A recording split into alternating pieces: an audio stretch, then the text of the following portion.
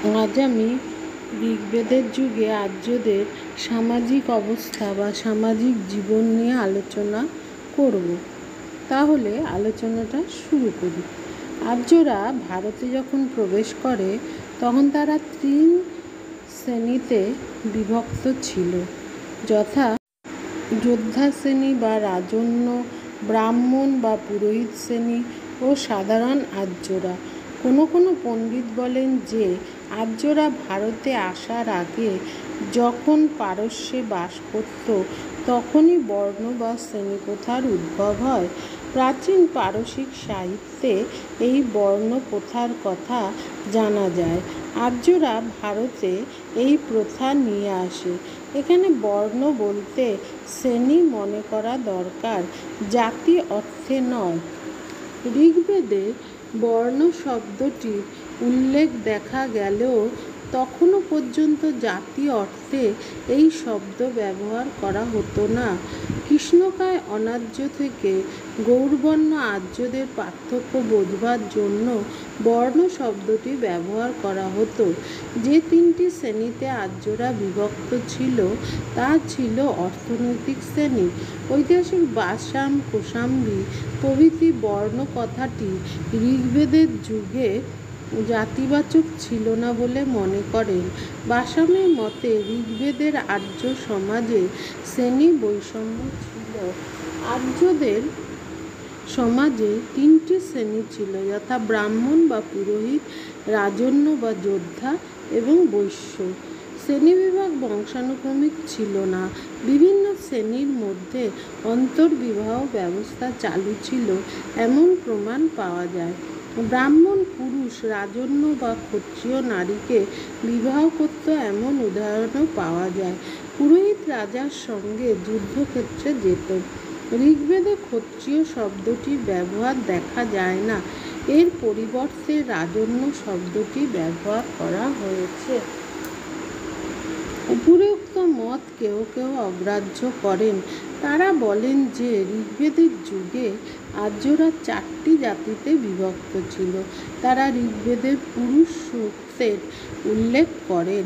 পুরুষ সূক্তে বলা হয় যে আদি পুরুষ বা ব্রহ্মার মুখ হয় ব্রাহ্মণ, বাহু হয় ক্ষত্রিয়, উরুদেশ হয় বৈশ্য এবং তার পদযুগল হতে শূদ্রের উদ্ভব হয়। সমালোচকদের মতে পুরুষ সূক্তের ঐতিহাসিকতা সম্পর্কে সন্দেহ আছে। অনেকে মনে করেন যে এই সূক্তটি পরের যুগে রচনা করে ঋগ্বেদে অনুপ্রবেশ করানো হয়। বিভিন্ন তথ্য থেকে পণ্ডিতেরা মনে করেন যে ঋগ্বেদের যুগে আর্যদের মধ্যে বংশানুক্রমিক জাতিভেদ প্রথার প্রচলন ছিল না। যদিও আর্য সমাজে ব্রাহ্মণ ও রাজন্য শ্রেণীর প্রভাব প্রতিপত্তি বেশি ছিল, তথাপি বিশ বা জনসাধারণ যে কোনো শ্রেণীতে স্থান পেতে পারত, তাতে কোনো বাধা ছিল না। ঋগ্বেদের যুগে অস্পৃশ্যতা বা খাদ্যের ব্যাপারে ছোঁয়ার কোনো বিধিনিষেধ ছিল না। ঋগ্বেদের যুগে যখন আর্যরা পাঞ্জাব ও সিন্ধু অঞ্চলে বাস করত তখন তারা শ্রেণী বা বর্ণতে বিভক্ত হলেও জাতিতে বিভক্ত ছিল না। পরে তারা পূর্ব ভারতে গঙ্গা যমুনা অঞ্চলে বসবাস প্রসার করে সেই সময়, এবং তা হয়তো ঋগ্বেদের শেষের দিকে এবং পরবর্তী বৈদিক যুগে জাতিভেদ প্রথার উদ্ভব হয়। ঋগ্বেদের সমাজে একান্নবর্তী পরিবারের প্রাধান্য ছিল। পরিবারগুলো ছিল পিতৃতান্ত্রিক। পরিবারের সর্বাপেক্ষা বয়স্ক পুরুষ কর্তা বা গৃহপতি হিসাবে গণ্য হতো। পিতা, মাতা, পিতামহ, পিতামহী ও অন্যান্য পরিজনসহ পরিবার গঠিত হতো। পরিবারের ব্যক্তিদের মধ্যে ঘনিষ্ঠ বন্ধন ছিল। গৃহপতি বা পরিবারের কর্তা পারিবারিক সম্পত্তির আয় থেকে পরিবারের সকলের খাদ্য, পরিধেয় প্রভৃতি যোগাত। এই যুগে আর্যরা যাযাবর বৃত্তি ছেড়ে গ্রামে স্থায়ী বসবাস অভ্যাস করে। প্রতি পরিবারে স্থায়ী গৃহ থাকত। সাধারণ গৃহগুলি বাঁশ, খড় দ্বারা তৈরি করা হতো। পরবর্তী যুগে মাটির দেয়াল দ্বারা গৃহ নির্মাণের প্রথা চালু হয়। প্রতি গৃহে একটি করে অগ্নিকুণ্ড থাকত। এই অগ্নিকুণ্ড পোড়ামাটির ইটের দ্বারা তৈরি করা হতো। আর্যরা খাদ্য হিসাবে প্রধানত যব, গম ব্যবহার করত। তারা চাল ও চাউলজাত দ্রব্যও খেত। দুধ এবং দুগ্ধজাত দ্রব্য, বিশেষত ঘি, মাখন প্রভৃতি তাদের প্রিয় খাদ্য ছিল। পুরোডাস বা পিঠা ছিল আর্যদের প্রিয় খাদ্য। মাছ, মাংস, বিশেষত ঘোড়ার মাংস, ছাগলের মাংস ও পাখির মাংস তারা ব্যবহার করত। গোমাংস খাওয়া নিষিদ্ধ ছিল না, তবে ঋগ্বেদে দুগ্ধবতী গাভী হত্যা নিষিদ্ধ ছিল। তরিতরকারি, ফলমূল ছিল আর্যদের দৈনন্দিন খাদ্য। আর্যরা সুরা বা মদ্য পান করত। বিশেষ উৎসবে সোমরস নামে এক লতার রস মাদক দ্রব্য হিসাবে পান করত, তবে সুরাপান সমাজে নিন্দনীয় ছিল। আর্যরা সুতি ও পশমের বস্ত্র ব্যবহার করত। বিশেষ উৎসব ও ধর্মীয় কারণে ভৌম বস্ত্র এবং দুকুল নামে মিহি রেশমের বস্ত্র ব্যবহার করা হতো। পুরুষেরা নিম্নাঙ্গে ধুতি ও ঊর্ধ্বাঙ্গে উত্তরীয় ধারণ করত। নারীরা দুই প্রস্থ পোশাক ছাড়া নিবি বা কোমর বন্ধনী ব্যবহার করত। নারীরা সোনা ও রূপোর অলঙ্কার এবং দামি পাথরের অলঙ্কার ব্যবহার করত। নারীরা নানা ছাদে কবরী বাঁধত এবং তাতে চিরুনি ও তেল দিয়ে প্রসাধন করত। আর্যরা তাদের অবসর সময় পাশা খেলা, মুষ্টিযুদ্ধ, রথের দৌড় ও সঙ্গীতের চর্চায় দিন কাটাত। পাশা খেলার দ্বারা জুয়া খেলার চলন হয়। সমাজে জুয়া খেলা নিন্দনীয় হলেও বহু লোক এর প্রলোভনে পড়ত। ঋগ্বেদে জুয়া খেলাকে একটি ক্ষতিকারক ব্যসন বলে উল্লেখ করা হয়েছে। বহু লোক জুয়া খেলে সর্বশান্ত হতো। আর্যদের সঙ্গীত ও চারুকলার দিকে ঝোঁক ছিল। বাঁশি, বীণা ও ঢোলক সহ তারা নৃত্যগীত করত। সামবেদকে গানের আকারে গাওয়া হতো। নৃত্য ও সঙ্গীতের তাল, মাত্রা ও রাগ রাগিণীর বিনাশ করা হতো। পেশাদারী নর্তকীরা নৃত্যকলায় পারদর্শিনী ছিল। ঋগ্বেদের সমাজে নারীরা সম্মানিতা ছিল। যদিও পিতৃতান্ত্রিক সমাজের দরুন লোকে পুত্র সন্তান আকাঙ্ক্ষা করত, তবুও কন্যা জন্মলাভ করলে তাকে অবহেলা করা হতো না।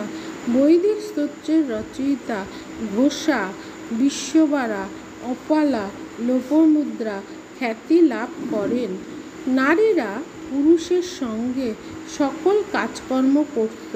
পর্দা প্রথার দ্বারা তাদের গৃহকোণে আটকানো হতো না। স্বামী স্ত্রীর সঙ্গে ধর্মাচরণে অংশ নিতে পারত। গৃহস্থালির পরিচালনায় গৃহকর্ত্রীর আধিপত্য ছিল। বাল্যবিবাহ তেমন প্রচলিত ছিল না। অনেক ক্ষেত্রে পাত্রপাত্রীর পরস্পরের পছন্দকে বিবাহের ক্ষেত্রে গুরুত্ব দেওয়া হতো। নারীরা কখনো কখনো নিজ পতি নির্বাচন করে স্বয়ংবরা হতো এবং সমাজে তা স্বীকৃত প্রথা ছিল। পণ প্রথা ও কন্যাপণ প্রথা উভয় নিয়মই প্রচলিত ছিল।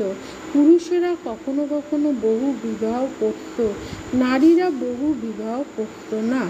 সন্তানহীনা বিধবা ভাতৃবধূকে বিবাহ করার প্রথা প্রচলিত ছিল।